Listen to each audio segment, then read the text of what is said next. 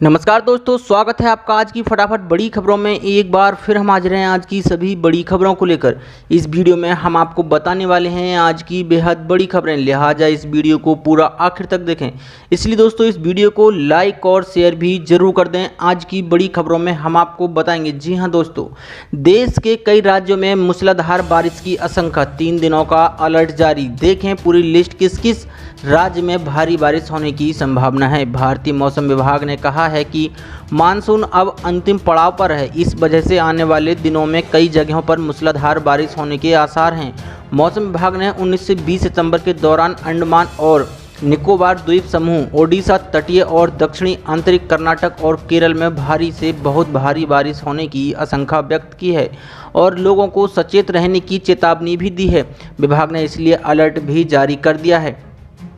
IMD ने अगले 12 घंटों के दौरान पश्चिम एमपी, विदर्भ, बिहार, गंगे, पश्चिम बंगाल, अरुणाचल प्रदेश, असम, मेघालय, नागालैंड, मणिपुर, मिजोरम, त्रिपुरा, मध्य महाराष्ट्र, मराठवाड़ा, तटीय आंध्र, यनम और तेलंगाना में अलग अलग स्थानों पर हल्की से तेज बारिश की आशंका व्यक्त की है। तो वहीं दिल्ली एनसीआर में बारिश की उम्मीद नहीं है। विभाग का कहना है कि राजधानी वासियों को अब भी उमस का सामना करना पड़ेगा। जी हाँ, यहाँ होगी हल्की बारिश। राजस्थान, गुजरात, पंजाब, हरियाणा, असम, मिजोरम में हल्की बारिश होने की आशंका जताई है। मौसम विभाग के मुताबिक इस वक्त राज्य में बारिश का कारण बंगाल की खाड़ी में उठे चक्रवात, निम्न दाब की हवाएं और नमी बताया जा रहा है। मानसून की ट्रफ लाइन हिमालय की तरफ से नीचे की ओर आ गई है। इसके अलावा बंगाल की खाड़ी में कम दबाव का क्षेत्र बना हुआ है, अरब सागर से मजबूत दक्षिण पश्चिम हवा की तरफ मूव कर रहा है, जिसके कारण कई राज्यों में भारी बारिश के आसार हैं। साथ ही बढ़ते हैं आज की एक और बड़ी खबर की ओर। एलएसी पर भारत चीन में हो रहा है तनाव, भारतीय सेना ने शुरू कर दी है बड़ी तैयारी, कांपा ड्रैगन। जी हाँ, लद्दाख में सीमा पर भारत और चीन के बीच तनाव चरम पर है। चीन भारत के खिलाफ लगातार नई साजिशें रच रहा है। इसके अलावा चीनी सैनिक भारतीय सीमा में घुसपैठ की फिराक में हैं। चीन की चालबाजी और किसी भी आकस्मिक स्थिति में निपटने के लिए भारतीय सेना तैयारियों में जुटी है। भारतीय सेना के इंजीनियर 155 mm की इन तोपों की सर्विसिंग करने में जुटे हैं, जिससे किसी भी आपात स्थिति में दुश्मनों से निपटा जा सके। ये बोफोर्स तोपें आर्टिलरी रेजिमेंट में 1980 के दशक के मध्य में शामिल की गई थीं। ये तोप उच्च और निम्न दोनों कोण एंगल से फायरिंग कर सकती हैं। इनकी सर्विसिंग का पूरा काम होते ही इन्हें लद्दाख में तैनात कर दिया जाएगा। इसके साथ ही भारत वायुसेना लद्दाख की बोफोर्ड पोस्ट तक जरूरी सामग्री पहुंचाई जा रही हैं। अधिकारियों का कहना है कि बोफोर्स हवित्जर तोपों को समय समय पर सर्विसिंग और मेंटेनेंस की आवश्यकता रहती है। इसके लिए टेक्नीशियन की तैनाती की गई है। गौरतलब है कि जिस वर्कशॉप में यह काम किया जाता है, वहां के सेना के इंजीनियरों की यह जिम्मेदारी है कि वह किसी भी आपात स्थिति में ज़रूरत पड़ने वाले सभी हथियारों की सर्विसिंग और मेंटेनेंस तैयार रखें। गौरतलब है कि कारगिल युद्ध के दौरान इस तोप ने अपने दम पर पूरे जंग की दिशा बदल दी। ऊंचाई पर बैठे दुश्मनों की हालत खराब कर दी थी। उन्हें मार गिराने में इस तोप की फायरिंग पावर ने बड़ी भूमिका निभाई थी। लद्दाख में एलएसी पर बढ़ते तनाव के बीच चीन और भारत के सेनाओं ने सीमा पर हथियारों और जवानों की तैनाती बढ़ा दी है। भारत की तीनों सेनाएं चीन की हर साजिश पर नज़र रख रही हैं, क्योंकि बौखलाया हुआ चीन कभी भी कुछ भी कर सकता है। हाल के दिनों में भारतीय और चीनी सेना के बीच उत्तरी पेंगोंग झील के पास फायरिंग की घटनाएं हुईं। इसके साथ ही इस दौरान दोनों पक्षों के बीच 100 से 200 राउंड हवाई फायरिंग की भी खबरें आई हैं। साथ ही बढ़ते हैं आज की एक और बड़ी खबर की ओर। सोना हुआ सस्ता, चांदी भी हुई नरम। जानिए अपने शहर के 24-22 कैरेट का क्या है भाव। जी हाँ दोस्तों, सोना चांदी की बड़ी खबर निकल के आ रही है।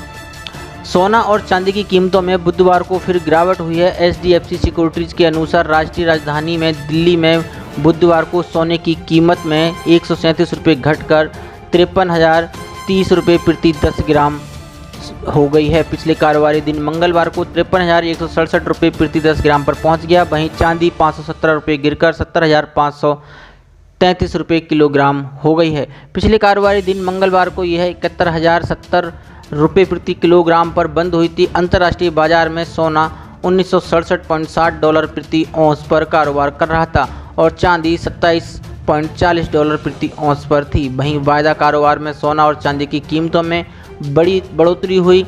Indian Boolean and jewellers association की वेबसाइट के मुताबिक भी सोने और चांदी की कीमतों में गिरावट हुई। इस तरह 24 कैरेट और 23 कैरेट, 22 कैरेट, 18 कैरेट और 14 कैरेट का सोना भी थोड़ा सस्ता हो गया है। Indian Boolean and jewellers association की वेबसाइट के मुताबिक आज सोने की कीमत में 96 रुपये की गिरावट हुई। इसके बाद सोने का भाव 51,797 रुपये प्रति 10 ग्राम हो गया, जबकि चांदी की कीमत 875 रुपये गिरकर 65,883 रुपये प्रति किलोग्राम पर हो गई है। 24 कैरेट वाले 10 ग्राम सोने का भाव 51,800 रुपये है, जबकि 22 कैरेट वाले 10 ग्राम सोने का भाव 47,450 रुपये है। सोना जो 24 कैरेट का है वो 51,797 रुपये प्रति 10 ग्राम पर है। वहीं 22 कैरेट वाले सोने की कीमत 47,446 रुपये है। बात करें 18 कैरेट वाले सोने की तो वह 38,848 रुपये प्रति 10 ग्राम पर है। वहीं 14 कैरेट का सोना 30,301 रुपये पर 10 ग्राम है। वहीं चांदी 65,883 रुपये किलोग्राम पर है। जी हां, साथ ही बढ़ते हैं आज की एक और बड़ी खबर की ओर। पेंशन धारकों के जीवित प्रमाण पत्र जमा करने के लिए नवंबर तक मिली राहत। वैश्विक महामारी कोरोना वायरस को देखते हुए उत्तराखंड शासन ने 23 जुलाई को सितंबर महीने तक जीवित प्रमाण पत्र ट्रेजरी ऑफिस में जमा करने में राहत दी थी, जिसे अब शासन ने बढ़ाकर नवंबर महीने तक कर दिया है। यानी अब राज्य पेंशनर्स को नवंबर महीने तक जीवित प्रमाण पत्र जमा करने में राहत मिलेगी। मामले में अनुसचिव मोहम्मद अब्दुल्ला अंसारी ने शासनादेश जारी किया है। प्रदेश में लगातार बढ़ रहे कोरोना संक्रमण के मामलों को देखते हुए उत्तराखंड शासन ने पेंशनरों का जीवन प्रमाण पत्र उपलब्ध कराने में हो रही दिक्कत को देखते हुए जीवित प्रमाण पत्र जमा कराने के समय को सितंबर महीने से बढ़ाकर नवंबर महीने तक किया है। इस अवधि में यदि किसी पेंशन लाभार्थी की मृत्यु हो जाती है और उसके खाते में पेंशन राशि चली जाती है तो इसकी प्रतिपूर्ति संबंधित कोषागार के कोषाधिकारी की ओर से मृत लाभार्थी के जीवनकालीन एरियर अथवा पारिवारिक पेंशन से की जाएगी। साथ ही बढ़ते हैं आज की एक और बड़ी खबर की ओर। केंद्रीय कर्मचारियों और पेंशन भोगियों के लिए मोदी सरकार ने लिया है ये बड़ा फैसला। जी हां, केंद्र सरकार के रिटायर कर्मचारी अब अपने पेंशन भुगतान आदेश पीपीओ को डिजी लॉकर में रख सकेंगे। केंद्र सरकार ने पेंशन भोगियों को पीपीओ की ओरिजिनल प्रति के न होने पर इसकी ई प्रति को मान्य कर दिया है। रिटायर होने वाले कर्मचारियों को तभी पेंशन मिलती है जब सरकार की ओर से इस नंबर को जारी किया जाता है।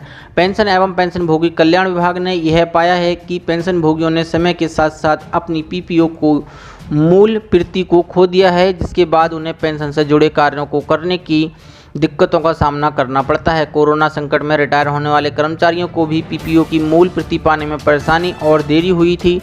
इन सभी बातों को ध्यान में रखते हुए सरकार के इस फैसले से रिटायर होने वाले कर्मचारी और पेंशन भोगियों को बड़ा फायदा पहुंचने जा रहा है।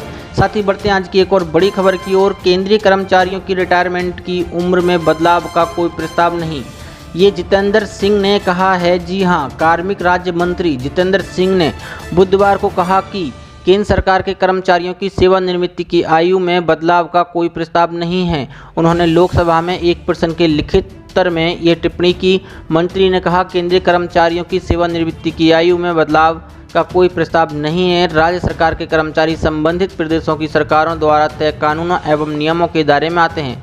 सिंह ने कहा है कि एक अन्य प्रश्न के लिखित उत्तर में कहा कि पिछले साल 18.6 लाख से अधिक लोग शिकायतें मिली और इनमें से 16 लाख से अधिक का निस्तारण किया गया। बता दें कि सरकारी कर्मचारियों की प्री मैच्योर रिटायरमेंट की नीति और आर्थिक सुधार के फैसलों का विरोध किया जा रहा है। 30 साल से अधिक अनुभव वाले वरिष्ठ सरकारी कर्मचारियों के परफॉर्मेंस रिव्यू के बाद जनहित में रिटायर करने के सरकार के फैसले के खिलाफ विरोध तेज हो रहा है।